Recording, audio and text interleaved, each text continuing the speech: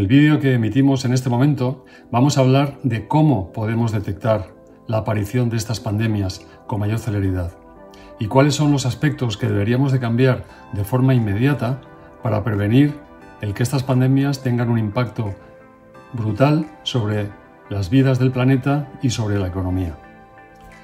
En este momento la humanidad está tremendamente tecnificada. Se ha acelerado la aparición de la tecnología y la tecnología se va retroalimentando de manera que se potencian mucho sus aplicaciones. Todo el mundo o muchísima gente en el planeta dispone de un móvil. Disponemos también de satélites. Con los móviles estamos muy conectados, pero ya no solo estamos conectados de nosotros hacia afuera, sino también del entorno hacia nosotros.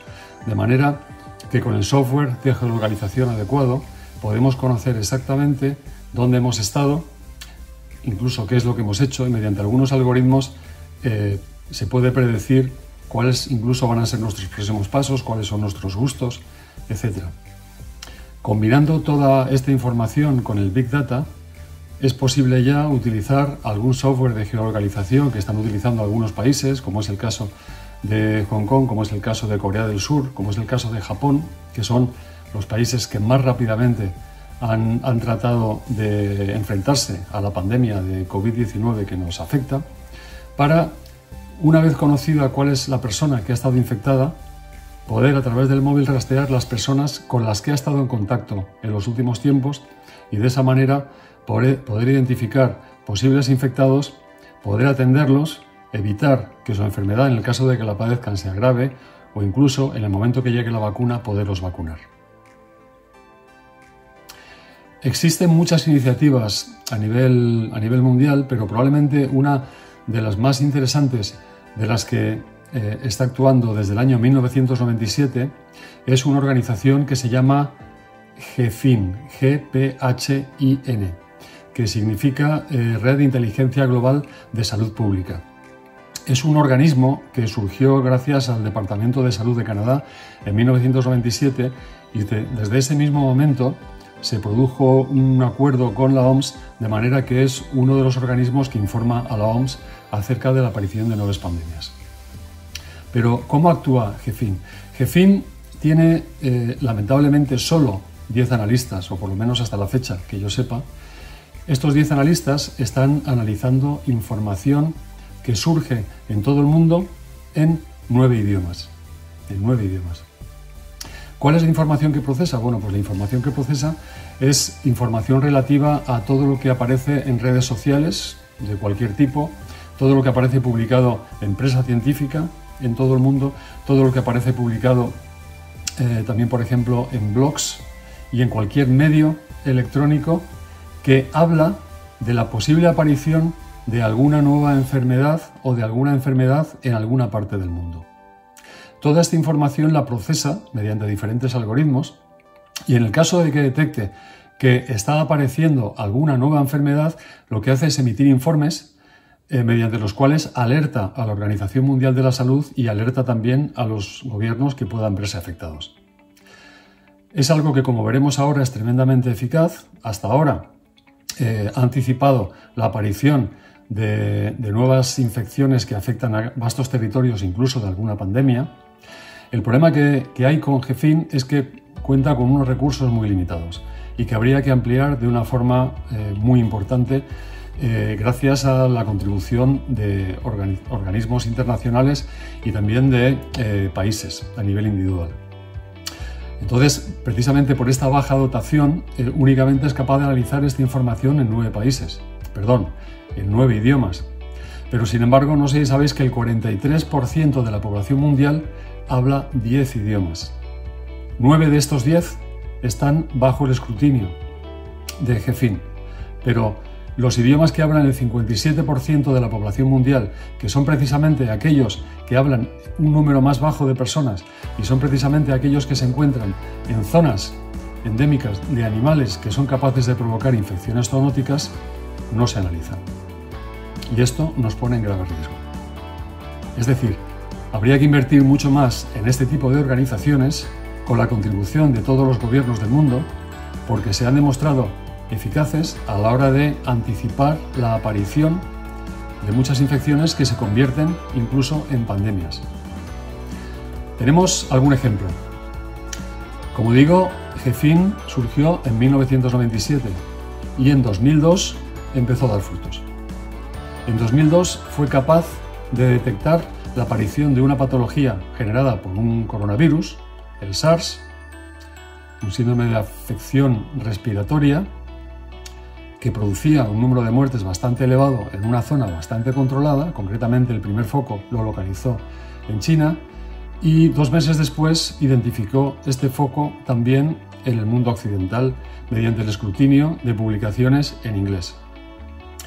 Con una anticipación de 3 meses, alertó a la OMS que, al cabo de esos 3 meses, finalmente lo que hizo fue decretar la aparición de una nueva pandemia producida por un coronavirus, el SARS-CoV, antecesor del SARS-CoV-2, que es el que produce COVID-19 en todo el mundo.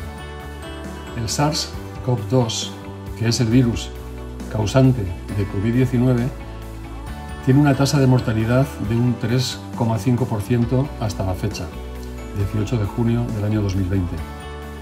Sin embargo, hasta el año 2018 se identificaron una serie de virus que generan una serie de enfermedades con una tasa de mortalidad y por lo tanto con un riesgo muy superior. Estas son las patologías que es necesario identificar de una forma temprana en el caso de que vuelva a surgir algún tipo de brote y que este brote incluso escape de la zona donde en principio parece que la enfermedad está confinada. Aquí os muestro alguna información acerca de estos virus. Para la mayor parte de ellos no existe ninguna vacuna.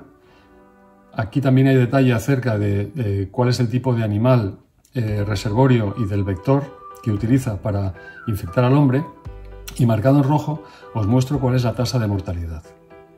Entonces tenéis, por ejemplo, la fiebre hemorrágica de Crimea-Congo con un 40% de mortalidad, 40% frente al 3,5% que teníamos en el caso del COVID-19. La enfermedad por el virus del ébola, tremendamente confinada y controlada, pero para la que no existe todavía una vacuna y que puede surgir en cualquier momento. Estamos hablando de una tasa de mortalidad de un 90%.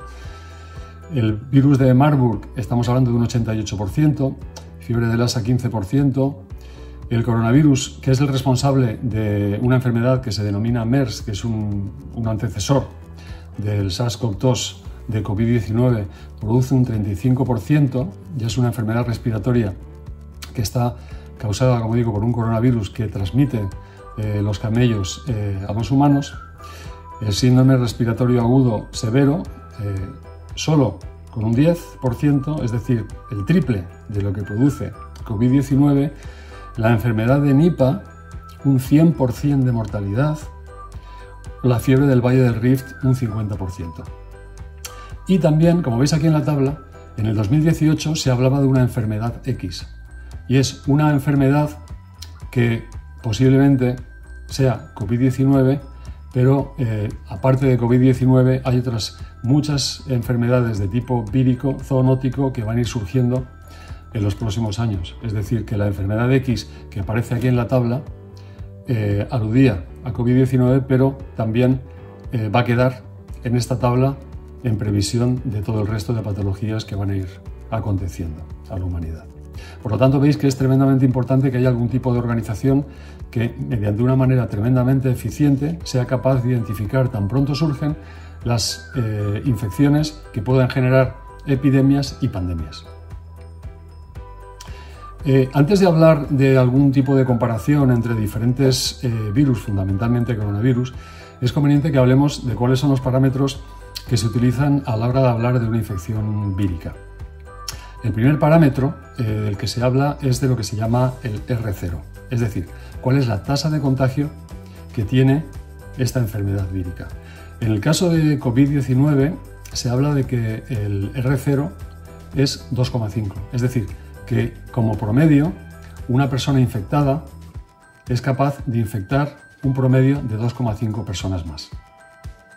Esto tiene una importancia crucial, porque en el caso de que la R0 sea inferior a 1, esa infección poco a poco va a ir desapareciendo, pero en el caso de que sea superior a 1, esa infección va a aumentar de una manera geométrica, exponencial.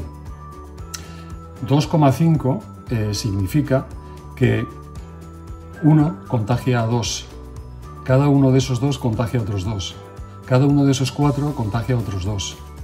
Y de esta manera día a día se va aumentando el número de infectados de una forma exponencial.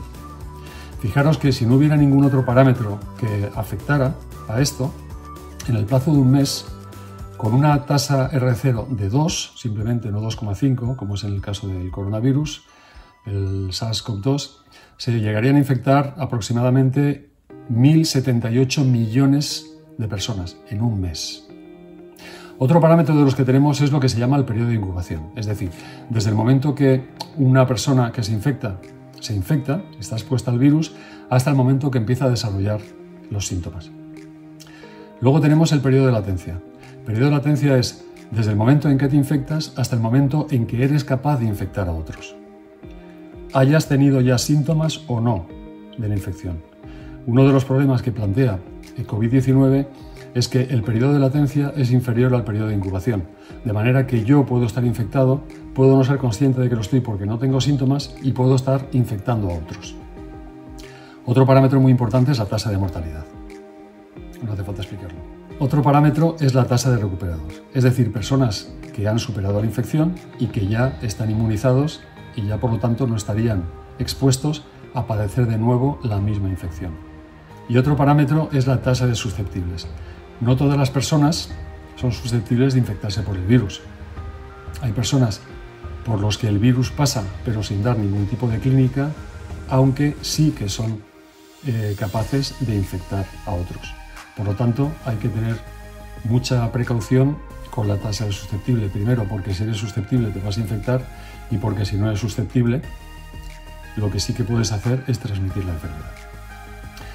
Entonces, si lo que hacemos es analizar esta información en lo que tiene que ver con los virus de las enfermedades virales respiratorias, que son fundamentalmente coronavirus, entonces tenemos la siguiente información. En esta tabla que os muestro vemos una comparación epidemiológica de las infecciones virales respiratorias, centrándonos fundamentalmente en las respiratorias. Entonces aquí tenemos el virus de la gripe y luego tenemos la serie de la familia de los virus respiratorios que produce coronavirus.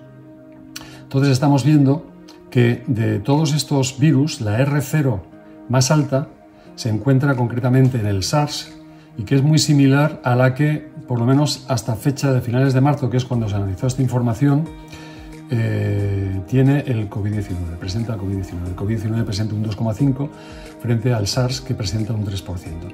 Sin embargo, si lo que hacemos es la tasa de mortalidad, vemos que la tasa de mortalidad mayor es la del MERS.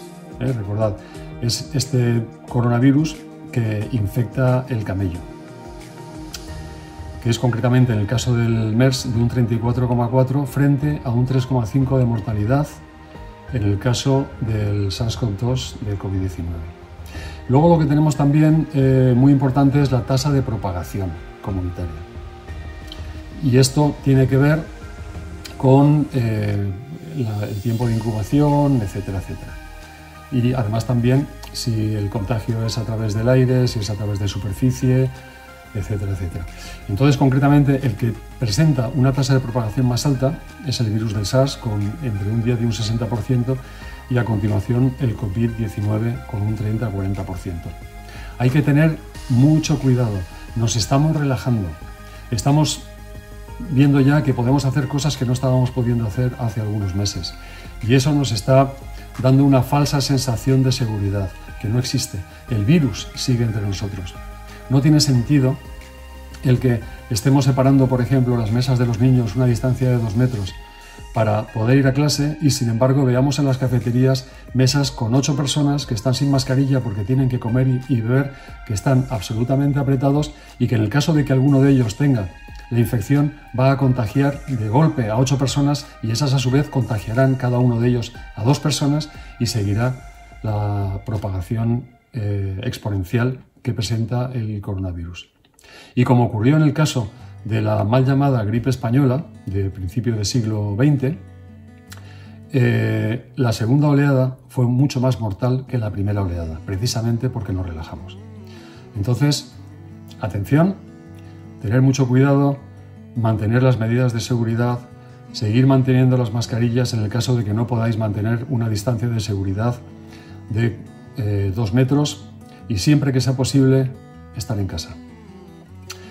Bien, decíamos en el primer vídeo, y no me cansaré de repetirlo, que para atajar todo tipo de epidemias, de infecciones de este tipo, es fundamental una detección temprana, como hemos visto, que son capaces de hacer algunos organismos, como es por ejemplo GEFIN, y además también tener una reacción inmediata. Este es el secreto del éxito.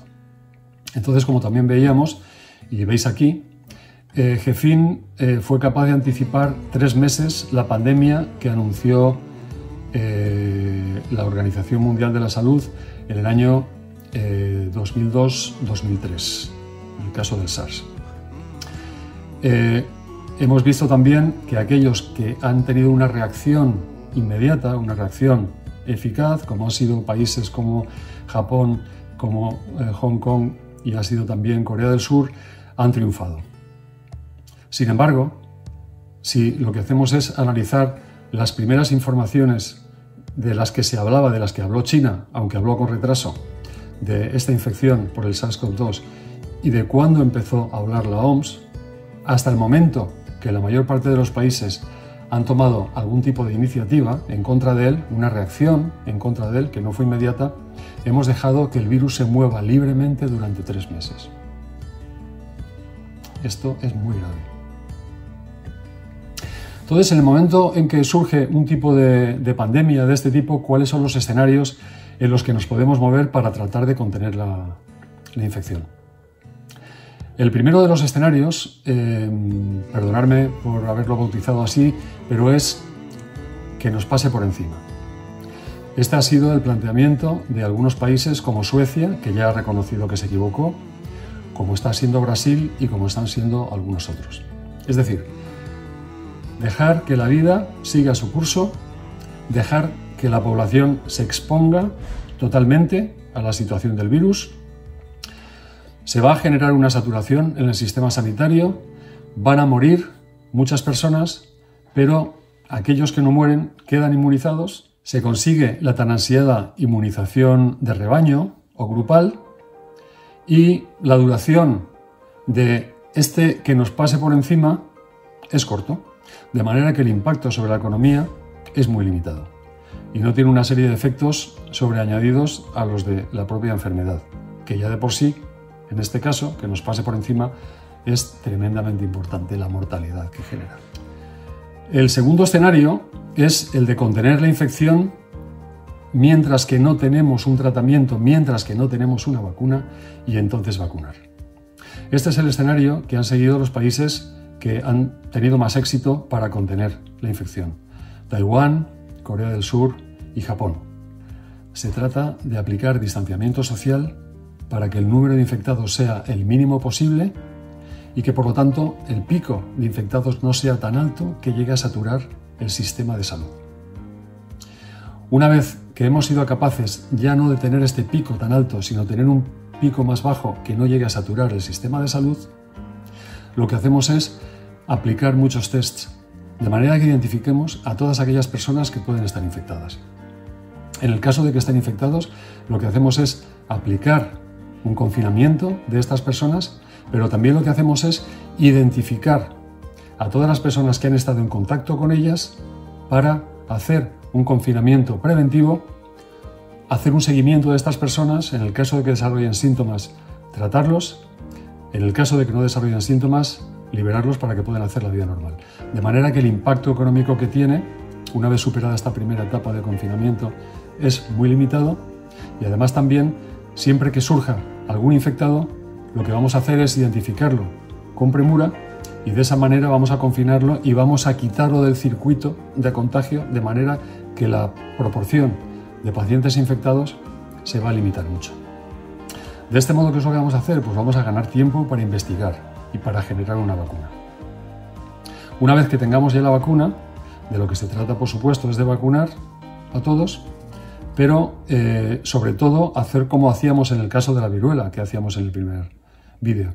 Es decir, una vez que puede haber surgido alguna persona que no ha sido vacunada, que no tiene inmunización, en este caso lo que hacemos es otra vez confinarlo, identificar a las personas que han estado en contacto con esta persona y entonces aplicarles un tratamiento o aplicarles la vacuna.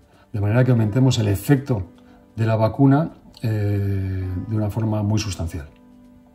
De este modo lo que hacemos es conseguir una inmunidad de rebaño. ¿Por qué? Pues porque lo que hacemos es, por una parte, los que se han curado ya de una forma, digamos, espontánea por sus propias defensas, etcétera, están vacunados. Hemos identificado a aquellos que tenían la infección y que a lo mejor no han desarrollado todavía la enfermedad. Hemos detectado a aquellos que han sido contagiados y que a lo mejor no han desarrollado todavía la infección. Y por otra parte hemos vacunado a los que estaban expuestos, de manera que todos tienen ya una inmunidad de grupo. El tercero de los escenarios es el que denomino coordinar y triturar, es decir, sería una combinación del segundo escenario con una coordinación de todos los países a nivel internacional. Esto vemos que realmente no ha sido posible, en primer lugar porque China se retrasó a la hora de comunicar esta infección al resto del mundo, a continuación porque han habido muchos países que de una forma totalmente unilateral lo que han hecho ha sido ignorar la infección y utilizar el primer mecanismo, el primer escenario, que era que nos pase por encima. Y evidentemente hay países que no confían en otros países y por lo tanto esta coordinación entre países para limitar la infección no tiene sentido. De todos modos, la obligación de cada ser humano es tratar de convencer a sus gobiernos para que sean lo más eficientes posibles a la hora de detectar y de tratar cualquier tipo de infección, como es el caso. Por lo tanto, no debemos de resistirnos a seguir actuando para tratar de promover el que aumente esta coordinación y que a nivel sanitario, en lo que tiene que ver con infecciones y con pandemias, como nos van a venir sin duda en los próximos años, que van a poner en peligro la supervivencia de la humanidad y además también de su sistema económico, todos los países trabajen de una forma coordinada. Entonces, en resumen, lo que vemos es que de los tres escenarios, el único que se ha aplicado y que es el único que tiene sentido es un sistema muy parecido al que se aplicaba en la Edad Media. No hemos avanzado mucho desde entonces. Es decir, se identificaba a quiénes eran los que estaban infectados, se les echaba de las ciudades para que no contagiaran a otros o se les confinaba hasta que morían o hasta que pasaban la enfermedad. Entonces, de este modo hemos visto, como muestro aquí, pues que hemos sido capaces de no tener el pico máximo en el que se ha producido la saturación, al menos durante mucho tiempo, del sistema sanitario y, por lo tanto, el objetivo que hemos tenido es el haber llegado al límite de saturación del Sistema Nacional de Salud, de manera que haya sido posible el tratar a los pacientes graves para que no haya aumentado mucho la tasa de mortalidad. Lamentablemente vemos que en algunos países, como es el caso de España, esto no se ha conseguido y por diferentes circunstancias, como ahora analizaremos, lo que hemos hecho ha sido someter a los profesionales, especialmente aquellos profesionales que trabajan en las UCIs, a utilizar una serie de mecanismos para decidir quiénes son los que vivían en detrimento de los que morían, es decir, elegir aquellos que morían y aquellos que vivían. Estamos viviendo bajo el paradigma de la eficiencia. ¿Qué quiere decir esto? Pues que tenemos unos recursos mínimos imprescindibles para mantener una situación de normalidad. Hasta ahora, nuestro mundo era complejo, pero era previsible. Sin embargo, nos estamos dando cuenta que desde hace algunos años esto no es así. El mundo es tremendamente complejo, es tremendamente complicado, pero es imprevisible. De repente, en esta normalidad surgen picos inesperados y no sabemos ni cuándo ocurren, ni cuál es la magnitud, ni a quién va a afectar. De manera que si lo que hacemos es tener un sistema muy eficiente, es decir, con unos recursos tremendamente limitados para mantener esta situación de normalidad, en el momento que surja lo inesperado, no vamos a ser capaces de reaccionar. Esto es lo que nos ha pasado ahora con la crisis del COVID-19. Por eso, y tratando de tener un punto de vista positivo, COVID estoy seguro que nos va a ayudar a que esto no vuelva a ocurrir. ¿Qué es lo que ocurre con los países en lo que tiene que ver con la guerra? Los países lo que han hecho ha sido aumentar mucho el gasto armamentístico para evitar el que algún otro país pueda estar tentado de invadirlo. ¿Es esto eficiente? No. ¿Pero es esto sólido? Para el país es sólido. ¿Qué es lo que ha ocurrido, por ejemplo, con la crisis económica? Recientemente, los bancos lo que tenían es unas reservas que eran muy eficientes. Eran unas reservas muy limitadas a la situación por las que se vivía. Surgió algo que era tremendamente inesperado. Surgió la crisis de Lehman Brothers. ¿Qué ocurrió? Que en este momento los bancos tuvieron que coger y responder a una situación inesperada y no fueron capaces. ¿Qué es lo que han hecho los estados, los gobiernos? Han obligado a los bancos a aumentar sus reservas. De modo que ahora, aunque la situación de los bancos no sea eficiente, es robusta. Y en el caso de que surja un pico, son capaces de reaccionar inmediatamente. ¿Qué es lo que está ocurriendo a nivel sanitario? COVID-19 nos ha mostrado que el esquema, el paradigma de la eficiencia sanitaria no debe ser nunca más el paradigma. Tenemos que cambiar el paradigma a uno que sea de robustez, que sea de solidez, que sea de fortaleza. Quiere esto decir que ya no solo España, todos los países tienen que invertir mucho más en sanidad. Tenemos que tener profesionales perfectamente capaces de atajar cualquier tipo de patología, especialmente enfermedades infecciosas, pandemias como las que sin duda nos van a venir. Tenemos que ser capaces de tener equipos de protección individual muy por encima de nuestras necesidades en este momento, porque en el momento en que surja este pico lo vamos a tener que utilizar. Tenemos que tener respiradores muy por encima de nuestras necesidades en este momento, porque en el caso probable que venga otra pandemia en un tiempo más o menos corto, necesitaremos estos respiradores y a las personas que estarán formadas precisamente para que en el caso de que la tasa de contagio sea mucho más alta, que ha sido con el SARS-CoV-2 o está siendo, generando COVID-19, seamos capaces de responder y seamos capaces de salvar vidas. Tenemos que invertir también en sistemas de rastreo sanitarios, tratando de separar aspectos políticos, de que si me controlan, de que si no, programas que nos permitan a los hospitales hacer una trazabilidad de contagios, etcétera, porque en el momento en que sean necesarios los podremos aplicar. Podremos identificar cuáles son las personas que están infectadas, cuáles son las personas a las que éstas han infectado y por lo tanto podremos tratar o podremos vacunarlas de manera que limitemos la propagación de la infección.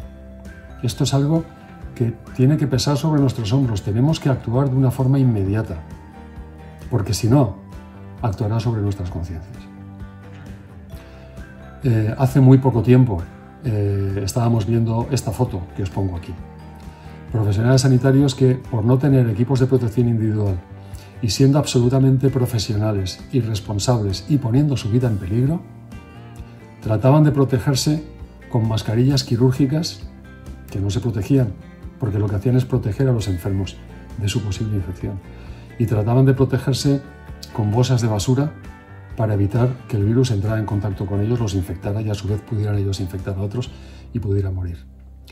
De hecho, según las últimas estadísticas, 52.000 profesionales sanitarios han dado positivo por COVID-19 hasta el 11 de junio. 52.000 sanitarios. Esto significa más de un 21% del total de infectados. El 21%, población de riesgo. ¿Por qué? ¿Porque no estaban preparados? Sí, estaban preparados. ¿Porque no eran suficientes? No eran suficientes. ¿Porque no tenían equipos de protección individual? Evidentemente no tenían equipos de protección individual. Por eso, por trabajar horas hasta la extenuación, cometiendo errores, es por lo que el 21% de los infectados en España son sanitarios. Han fallecido 63 hasta el día 5 de junio. Estamos en deuda con ellos. Auténticamente son héroes. Y no deberían serlo. Deberían ser personas que hacen su trabajo bien para prevenir el que las personas infectadas se sigan infectando y para prevenir el que personas que están graves puedan morir. Y para que sean capaces de actuar así, necesitan de nuestra ayuda. De la ayuda de los ciudadanos para convencer a nuestros gobiernos de que hay que cambiar el paradigma. de un paradigma de eficiencia a un paradigma de eficacia, un paradigma de solidez. En resumen, lo que tiene que ver con el cambio de paradigma es sin invertir en sanidad y construir un sistema sanitario robusto y sólido, que no eficiente, la humanidad puede desaparecer en las próximas pandemias, que sin duda van a venir y no se van a dejar esperar. Entonces, lo que hemos revisado en estos dos vídeos es que, en primer lugar, que las pandemias han matado a muchos millones de personas. De hecho, hablábamos de la viruela, que se estima que mató a más de 1.000 millones de personas. La globalización acelera la aparición de las pandemias, sobre todo lo que tiene que ver con enfermedades infecciosas por virus zoonóticos. Estamos en riesgo, aunque estas infecciones se generen muy lejos. La globalización nos puede afectar a todos de forma inmediata. Y por lo tanto el riesgo letal es inmenso. El riesgo económico es absolutamente brutal. Y esto genera una serie de impactos secundarios que afectan a toda la humanidad también. Es imprescindible una detección temprana. Y para esto hay algunas organizaciones que no son todavía muy eficaces porque no tienen suficientes recursos. Recordad, cambio de paradigma de la eficiencia a la solidez, como es el caso de GEFIN, que ha sido capaz de alertar hasta ahora pandemias que han surgido con 3 meses de antelación. Es imprescindible una coordinación internacional porque ya no estamos viviendo en nuestros territorios de taifas, ya estamos viviendo en la aldea global. Algo que haga o que deje de hacer algún gobierno perjudica al resto. Recordad la teoría del caos. Una mariposa batiendo las alas en Australia es capaz de producir una tormenta en España. Es imprescindible tener sistemas sanitarios sólidos. Lo he repetido y sé que soy muy pesado, pero esto es fundamental. Muchas gracias. Quisiera recordarte que en el caso de que te haya gustado este vídeo, pulses en el me gusta, te suscribas al canal, porque seguiremos emitiendo algunos otros vídeos que pueden ser interesantes para ti. Y además también, si te ha gustado, compartas entre el resto de tus conocidos para que entre todos cumplamos un poco esto que os estoy pidiendo de que seamos activistas, porque en ello nos va nuestra salud personal, la salud de nuestros hijos y además también nuestra salud económica. Estamos todos interrelacionados. Entonces todos debemos ser activistas, y ya no solo por nuestra salud, sino por la salud de nuestros hijos. En el tercer vídeo, y probablemente el último de la saga, lo que haga es hablar de por qué no se han desarrollado algunas vacunas para algunas infecciones que se conocen desde hace mucho tiempo, cómo podemos acelerar el desarrollo de las vacunas a la carrera. Y si os plantearé también, revisando algunas iniciativas, si creéis que vale la pena el desarrollar tratamientos y desarrollar vacunas, como algunos están tratando de hacer, para infecciones que todavía no han existido. Muchas gracias. Hasta luego.